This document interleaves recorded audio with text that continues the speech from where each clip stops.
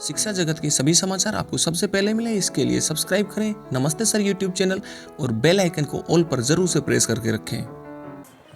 नमस्ते sir. Third grade teachers transfer को लेकर बहुत से सवाल है, लेकिन सबसे बड़ा सवाल है कि तबादला नीति को लेकर अभी तक निर्णय लेने में देरी क्यों हो रही है। बात करने वाले हैं पूरी खबर की, लेकिन उससे पहले साथियों नए हैं तो चैनल को सब्सक्राइब करना बिल्कुल ना भूलें। नई सरकार के गठन होने पर शिक्षक तबादला नीति की बात तो बहुत होती है, लेकिन होता कुछ भी नहीं है। आगे लिखा गया है कि प्रदेश में शिक्षकों के तबादला की नीति बनाने की मांग वर्षों से हो रही है, लेकिन आज तक किसी भी सरकार ने इस तरफ गंभीरता से ध्यान दिया ही नहीं है। हाँ, समय समय पर शिक्षा से जुड़े कई प्रयोग जरूर होते रहते हैं।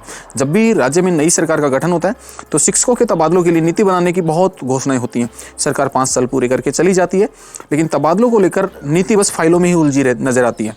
आम लोगों में यह भी धारणा है कि यदि तबादला नीति बन गई तो तबादला उद्योग प्रभावित होगा, फिर इसका असर चुनावों पर भी पड़ सकता है, क्योंकि नीति बनने से शिक्षक भी प्रभावित होने से नहीं बच सकते जो सत्तारूढ़ पार्टी से जुड़े होते हैं। आगे बताया है कि राजस्थान में आज भी यह चर्चा है कि शिक्षकों के लिए जो तबादला नीति है वो बन चुकी है, लेकिन अभी तक किसी के सामने आई नहीं है, इसलिए इस चर्चा का कोई मतलब ही नहीं रहा।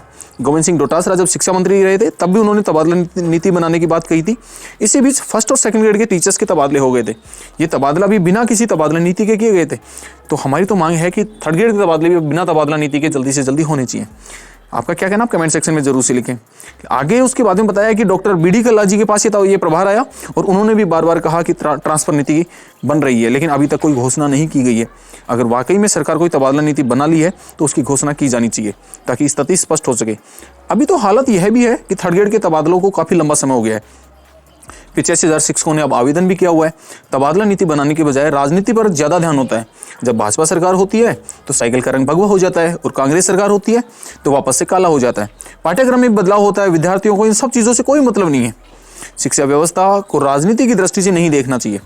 शिक्षा के जरिए विद्यार्थियों के भविष्य का निर्माण होता है और बेहतर तो यह है कि स्थानांतरण नीति बनाने के लिए विद्वानों और शिक्षक नेताओं के साथ मिलकर चर्चा करनी चाहिए और इसके बाद ट्रांसफर के लिए जो नीति है उसकी घोषणा कर टीचर्स को ट्रांसफर की एक बहुत अच्छी घोषणा करनी चाहिए। टीचर्स को ट्रांसफर के रूप में तोहफा देना चाहिए। आपका क्या कहना साथियों, आप कमेंट सेक्शन में जरूर से लिखें। बाकी नए हैं तो चैनल को सब्सक्राइब करें, शेयर जरूर से कीजिएगा। धन्यवाद।